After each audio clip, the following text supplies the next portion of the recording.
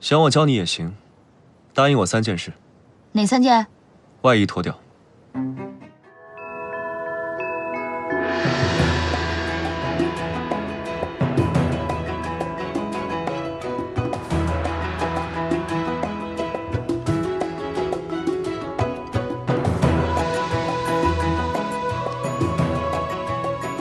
强着不着调的样子，你是来拜师的？我混沌主神第1天上课，该有的牌面可不能少。上次他把我从长渊殿扔出来，这次我得让他把我恭恭敬敬地请进去。参见白绝神尊。他拜什么？抬起来！拜什么拜都抬起来！行了，你是来拜师的，还是来砸场子的？快去快去，快点！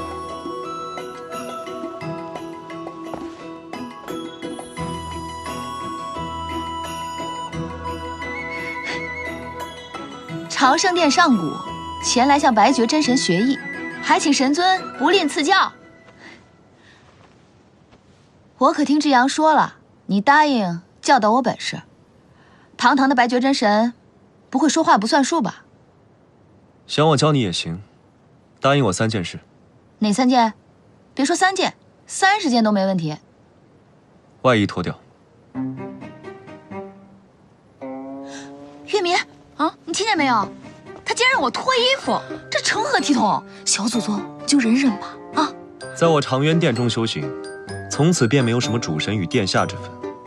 脱去主神的外衣，素衣洗身，直到出殿那一日，你都只不过是长渊殿一名小小的神士而已。你做得到吗？白绝，上古他必脱掉，我答应你脱掉。如今我混沌之力尚未大成，还算不得主神。既然从来没有想过尊位，放下又有何难？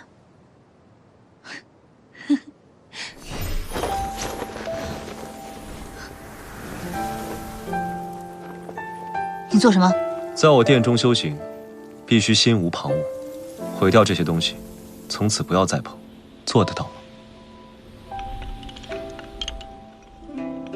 这些都是自小陪着我的宝贝，我不带便是，为何非要毁掉？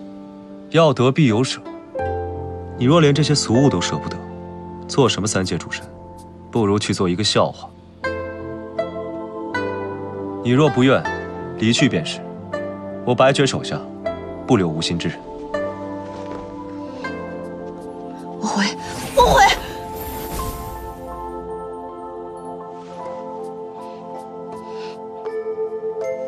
既能舍，便进来吧。